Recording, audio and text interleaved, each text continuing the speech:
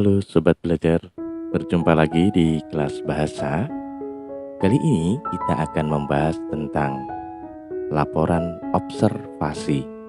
Nah, pada bab ini kita akan membahas tentang pengertian, macam, ciri, fungsi, dan struktur dari laporan observasi.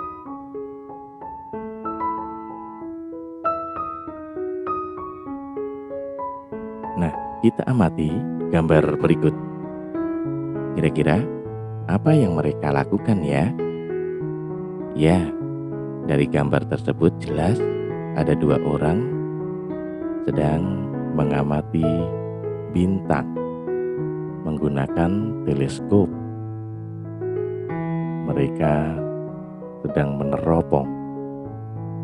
Nah, itulah yang akan kita bahas kali ini, yaitu observasi tidak jauh dari pengamatan. Mari kita mulai pembahasannya. Apa yang dimaksud dengan laporan observasi? Laporan observasi ialah teks yang mengungkapkan fakta-fakta yang didapatkan melalui proses pengamatan dan pencatatan. Fakta-fakta yang didapatkan dari pengamatan dan dicatat menjadi sebuah data. Data yang digunakan untuk laporan observasi.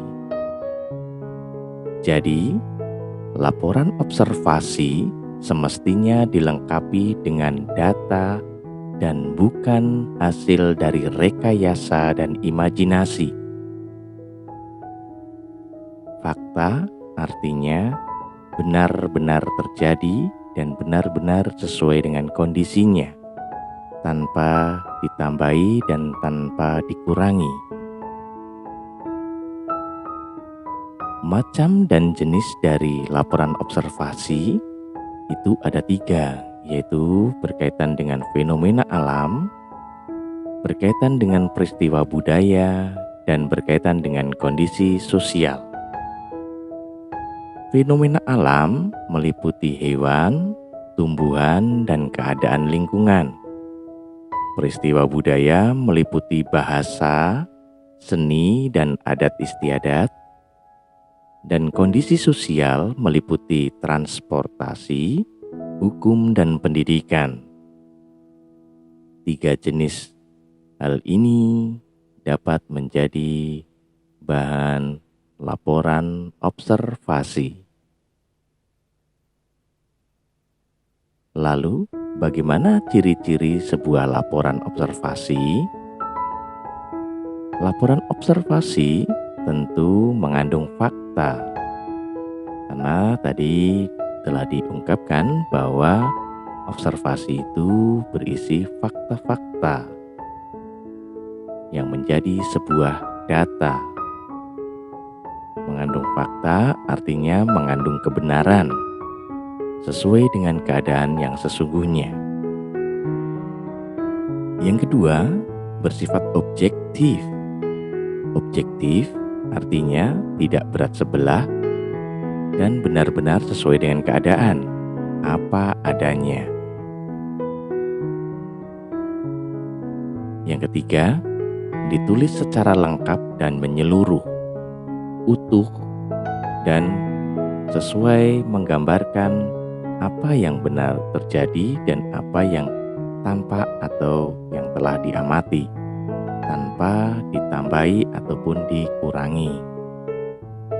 Yang keempat, bersifat kekinian atau terbaru. Sesuatu yang baru dan kekinian sering pula disebut dengan kontekstual. Memiliki suatu hal yang membuat orang lain ingin tahu. Maka sesuatu yang baru memiliki daya tarik untuk diketahui orang lain.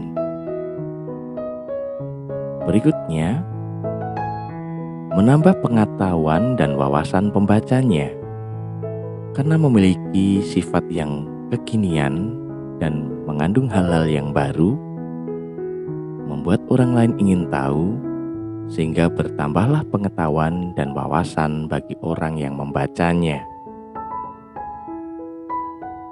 Lalu, apakah fungsi dari laporan observasi? Secara umum, laporan observasi berfungsi sebagai alat pendokumentasian suatu objek atau kegiatan. Dengan kata lain, sebagai arsip, sebagai catatan akan suatu objek atau kegiatan. Menurut posisinya, fungsi laporan observasi dibedakan menjadi dua, yaitu pengamatan objek dan pengamatan kegiatan. Apa itu pengamatan objek dan pengamatan kegiatan? Pengamatan objek memberikan wawasan ataupun pengetahuan, memberitahukan kepada pihak berwenang atau terkait suatu fakta-fakta yang ada di dalamnya.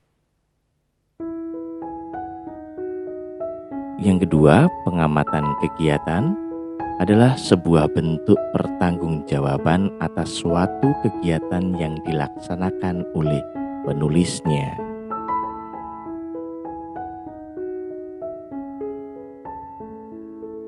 Lalu, bagaimana dengan struktur penulisan sebuah teks laporan observasi? Ada 3 bagian penting, yaitu pernyataan umum atau klasifikasi. Yang kedua, deskripsi bagian. Dan yang ketiga, deskripsi manfaat atau kesimpulan. Pernyataan umum atau klasifikasi adalah bagian yang berisi pembuka atau pengantar tentang hal yang akan disampaikan, hal umum tentang objek yang akan dikaji, dan menjelaskan secara garis besar pemahaman terhadap hal tersebut. Contohnya, jika objek observasi adalah binatang, hal yang dibahas pada bagian ini adalah nama ilmiah binatang tersebut, klasifikasi umum binatang, bisa serangga, mamalia, unggas, dan lain-lain, dan tempat hidup secara umum. Deskripsi bagian berisi tentang penjelasan detail mengenai objek atau bagian-bagian dari objek. Contohnya, jika objek observasi adalah binatang, hal-hal yang dapat dibahas di bagian ini adalah bagian tubuh, pola makan, daur hidup, habitat, kebiasaan unik, dan lain-lain. Yang ketiga, deskripsi manfaat atau kesimpulan. Bagian ini menjelaskan manfaat objek yang diobservasi, baik bagi manusia maupun bagi alam secara umum. Nah, kita sudah belajar tentang pengertian, macam, ciri, fungsi, dan struktur dari teks laporan observasi. Selamat belajar. Bila ada pertanyaan, silakan ajukan pertanyaan Anda di kolom komentar dengan bahasa yang santun. Dan terima kasih. Sampai jumpa di kelas bahasa selanjutnya.